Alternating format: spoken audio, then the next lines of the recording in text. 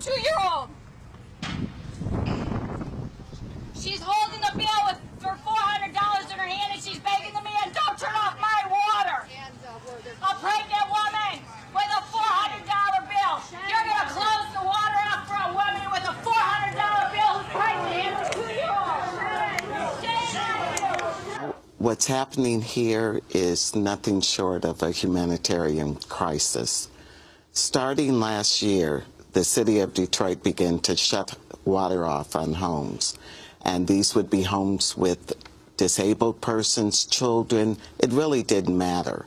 In a military way, the truck would start at one end of the street, and by the time it reached the other end, there may be 50% of the homes were shut off. Was there any advance notice?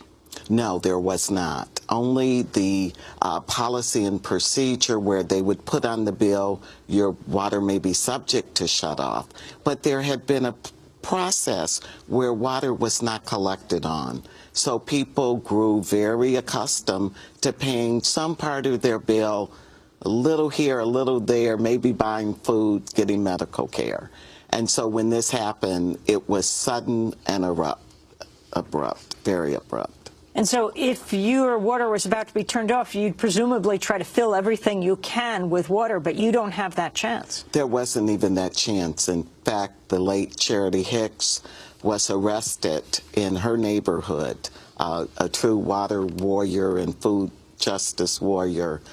She was arrested when she tried to have the folks who were cutting the water off to just stop for a few minutes so her pregnant neighbor could get water from some of the neighbors who had water, and they wouldn't. So she was taken to jail and arrested. We're trying to work with people more aggressively, let's put it that way, to try to get them either on payment plans or to get them paid. And it has worked.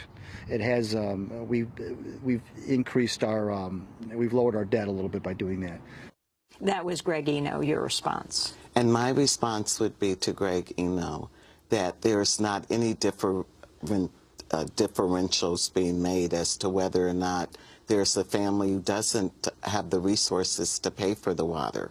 And in fact, there is a policy and practice now in existence, just in the last month or so, to try to make some determination as whether there's the ability to pay or affordability. But at the time we filed the lawsuit, nothing was being done, and so the shutoffs just occurred. So who are you representing? We are representing 10 individuals who have stood up, who all of them have either had their water shut off, about 8 of them, and 2 who were very close to being shut off because the landlord didn't pay the bill. Then we're representing the Michigan Welfare Rights, the People's Water Board, Moratorium Now, as well as the Michigan chapter of the National Action Network. Isn't this also a matter of hygiene, of how you deal with keeping clean? What about the kind of infections we're dealing with today? It is so much a safety issue.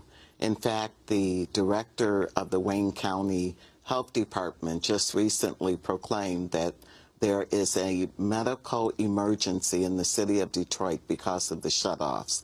With poor sanitation comes all types of medical conditions. There is the ability to become dehydrated, particularly with children and senior citizens. There is an issue of contamination, going from neighbor to neighbor to get water, and taking different kind of germs and sanitation issues. And we're afraid, frankly.